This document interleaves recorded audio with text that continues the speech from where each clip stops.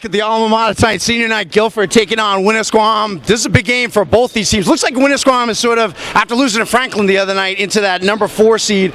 Guilford wants to assure themselves a home game, which looks like it would be against Messinic. This should be a good one tonight. These teams met really early in the season. Obviously, when you're talking about Winnisquam, you're talking about Christian Serrano, how good he is. Carter Mercer, one of the better defenders in Division III. It's going to be his task tonight to slow him down. For Gilford, Zach Gilarby and Mason McGonigal, grandson of the mighty Mac, Big John McGonigal, are going to be the keys to this. Mason was sick a few weeks ago, sort of worked his way back. They need 15, 16 points out of him, and the alma mater needs a W here tonight. This game is sponsored by Neighborhood Fundraising. I just did a great fundraiser with the Winnisquam kids, Christian Serrano, Tim Harmon, earlier this year. So if you're an organization or a youth organization looking to raise money in an easy and safer way, just reach out to me, Dave Haley at n8sportspage.com. And the other thing as well is, of course, we're going to registration only in the spring, an announcement that's gotten a lot of positive feedback this week from parents. It takes about 45 seconds. So if you're a player and your parents may not read the site, just let them know. Oh, Mason, good rebound, buddy. Just let them know it takes about 45 seconds. Mason's dad did it today, so there you go, right on cue. So Jennifer Chick behind the camera, Allison Haley here tonight, David Haley, Game of the Week. Go Gilford! At the top of that zone. Mike Lowry on the wing. Lowry is going to take it and bangs it. 3-0 Winnisquam.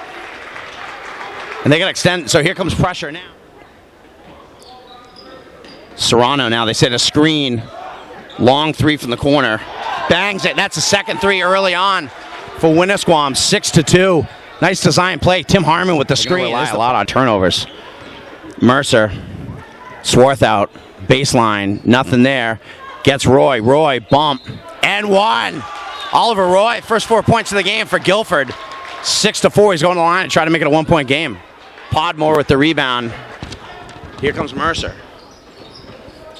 Neither team really able to get any sort of rhythm early. But Mercer with the pull-up jumper to make it 9-6. Carter Mercer.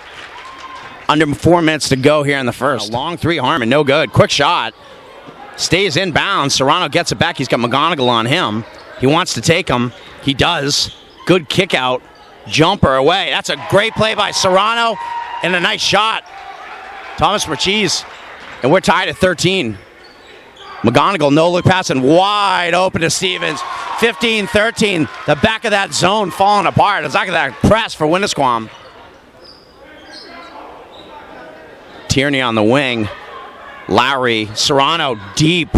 Moonball 3. Christian Serrano. Winnisquam leads 16-15. The zone's doing its job, though, because Serrano's doing most of his work from outside. Got to get it in. Does. The outlet man. Lowry back to Serrano. Ball fake. Good dump down pass to Harmon. Great play by Serrano. 19-17 Winnisquam. Mercer. Both teams kind of stagnant offensively.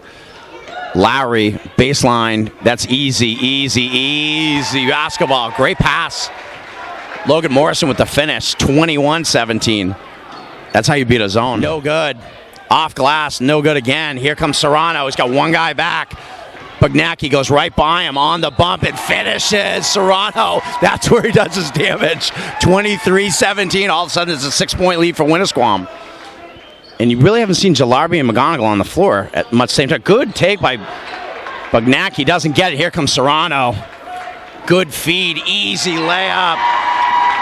Thomas Marchese and timeout. Gilford 28-17. It's getting away. Winnisquam's going to run away with this thing if Gilford doesn't start scoring some points. Bugnacki. Serrano's going to go right around him and lay it in. And 1. 32-18 Winnisquam. To go. Mason through 2 defenders and gets it to go. 33-22. Serrano can't even get it off. And that's going to be a halftime score. Winnisquam an 11-point lead, 33-22. Mercer. Good dish to Podmore. Podmore sets himself. Good layup. Shane Podmore. Good dish by Carter Mercer. It's an 8-point game. Here comes Serrano right back. Mercer. The bump. And hits it. Carter Mercer. What a methodical drive to the hoop, but he gets it to go. Comes away with it. Gets out to Mercer. Mercer, home run ball. Perfect pass to Podmore for the finish. There's your quarterback, Carter Mercer. 35-31. It's life of my Golden Eagles. Timeout. They're going to call a timeout. That's another good sign, Jen. Heavy police presence in this game tonight. A lot of police officers. Ethan Carrier. Going to watch out for these people from Tilton. Carrier with the jumble, 37-33. Way by Jalarby. Gilford on the push. Swarthout has it. He's going to go. Off glass it in. Nice takes. Tyler Swarthout. 37-35. This is life of my Golden Eagles. Back in this thing. Singleton. Wide open is Serrano. Now he's going to be covered by 3 trees. Big 3 for the corner, though. Good kick out by Serrano. And here comes the full court pressure. 39-35. Mercer bumped. Over to Swarthout. Back to Mercer. Mercer off glass. Top shot. Carter Mercer. 39-37. Minute to go in the third.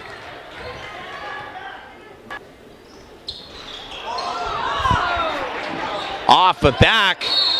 Oh no! I think that went between his legs. 42-37. Possession game. Podmore back in. Swarthout. This is the curl. Swarthout off glass.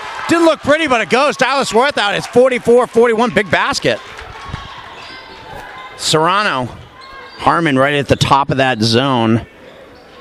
There's your baseline guy, and it's Morrison. Kicks it out. Serrano dials it up and buries the 3 in the foul.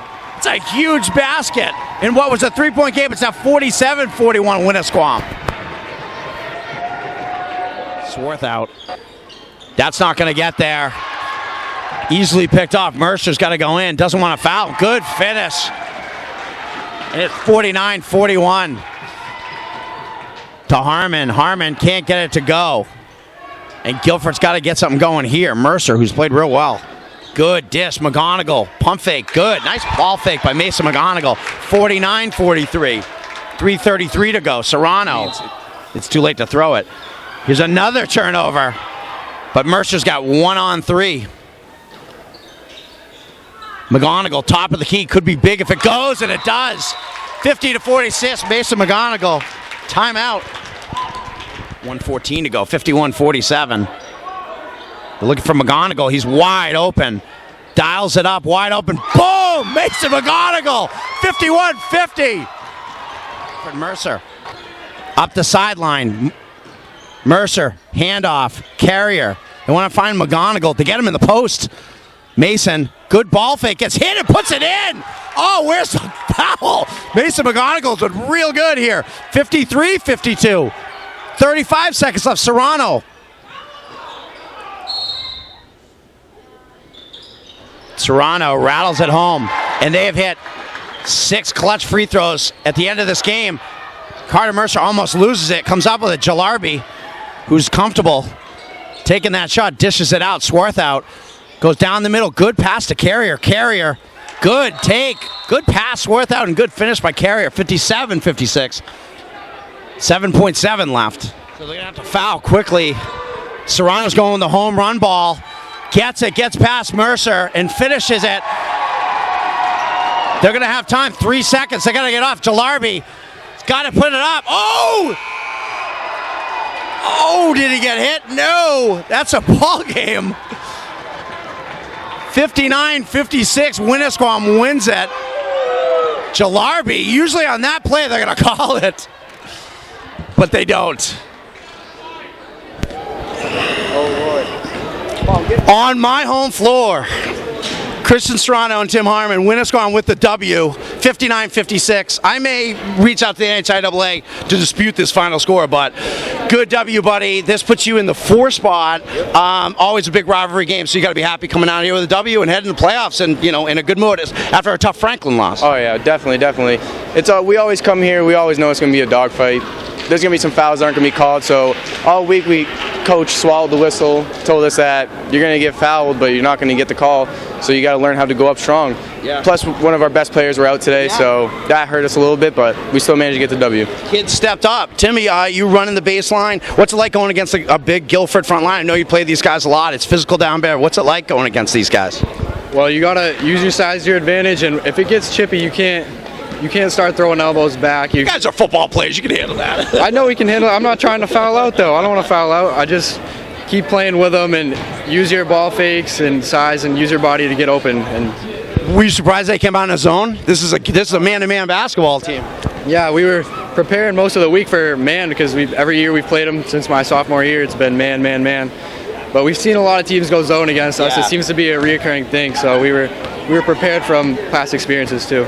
I don't need to tell you it's because of you, kid. But I mean, how are you able to handle that? Seemed like you're pretty patient against that zone defense. You found some looks. Yeah, I mean, sometimes I get a little bored sitting up there, but directing traffic. Yeah, I know, but I have to stay up there and be patient. You know, I'm the point guard. I have to find the open look. I got to see the floor. I got to be able to get people open and penetrate and then dish out because they can do whatever they want as long as my teammates are scoring, then I know we're going to get the W. Who are the guys who stepped up for you tonight? You guys are kind of the big two on this team, but who are the other guys who stepped up? Thomas Marchese, or as you say, Marchese.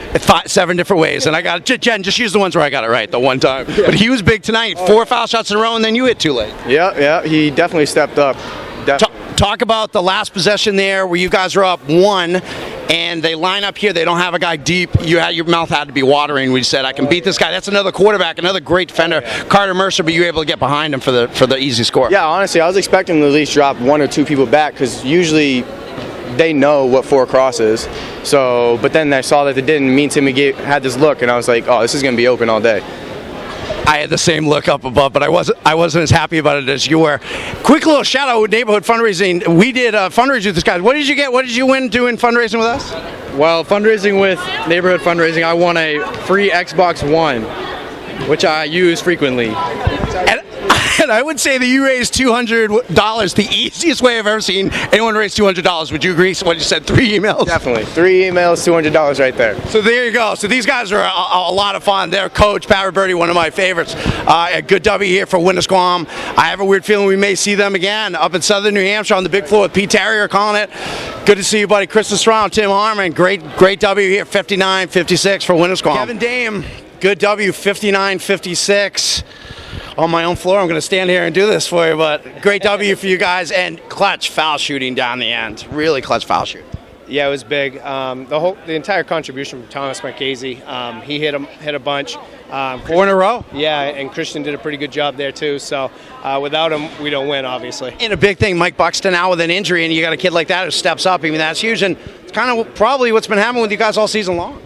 Yeah, I thought we've had pretty good balance for the year. Logan didn't play the first time. This time he got to play. Now Michael's out. But, when guys like Thomas, Mikey Lowry hit a couple big shots. Timmy did his thing, and then obviously Christian was Christian. So, were you surprised when they came out 2-3 zone? Guilford doesn't play zone very often. Or maybe did they the first time, or was it a new look? That was a new look. I've been involved in the program in some aspect for 15 years. I've never seen it. So. I played here 25 years ago. I think he does that every 15 years. So a lot of credit to Kristen Serrano.